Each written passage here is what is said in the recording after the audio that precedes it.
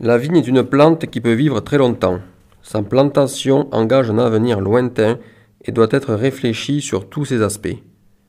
En effet, la vigne est capable de vivre plusieurs siècles, voire plusieurs milliers d'années. Vigne de Pausanias en Grèce. Toutefois, mise en culture et exploitée rationnellement, sa durée de vie productive n'excède pas les 100 ans. En général, seulement les vieilles vignes produisent de grands vins. Une jeune plante ne produit ses premiers raisins qu'après 3 ans. Il lui faut encore 6 à 12 ans pour donner un vin convenable. L'âge idéal d'une vigne se situe à partir de 20 ans. Une chose est certaine, le rendement d'une vigne baisse avec le temps, généralement après 20 ou 30 ans de vie.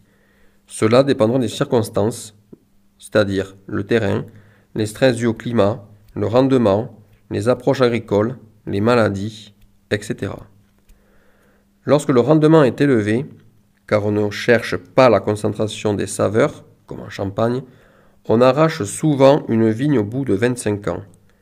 Pour un vin rouge de garde, il en va autrement, et on dit parfois qu'une vigne est un enfant avant 10 ans, un adolescent entre 10 et 20 ans, et un adulte passé 20 ans. Mais puisque le rendement baisse avec le temps, le prix du vin doit pouvoir augmenter pour équilibrer cette perte. C'est pour cette raison que les vins issus de vieilles vignes sont plus chers. Les vieilles vignes sont souvent plus fortes et plus résistantes que les jeunes vignes. Et à cause de la profondeur de leurs racines, les vieilles vignes sont moins vulnérables à la sécheresse et sont donc plus susceptibles de produire des fruits cohérents de millésime en millésime. Une vieille vigne n'est pas synonyme de bon vin.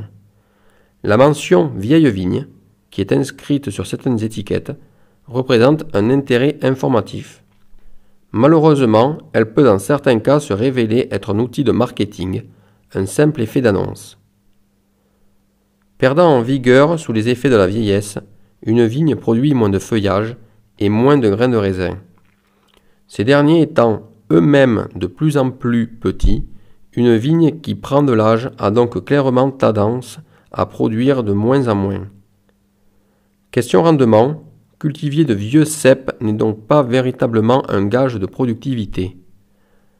Cependant, lorsque certaines conditions sont réunies, bonne santé du cep, enracinement profond, entretien soigneux du vignoble, il est tout à fait vrai qu'une vigne ancienne peut donner des raisins plus concentrés en arômes que dans sa jeunesse.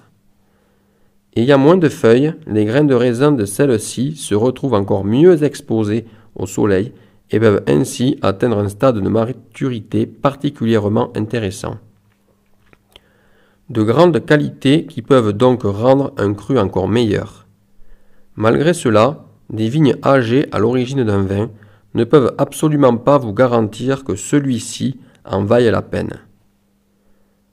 Un vignoble mal entretenu, un sol inadapté, de mauvaises conditions climatiques, une vinification bâclée ou d'autres causes à l'origine d'une cuvée loupée vous donneront un vin mauvais, que les vignes soient vieilles ou pas. Bref, il est bien plus important qu'une vigne soit en bonne santé plutôt qu'elle ne soit vieille.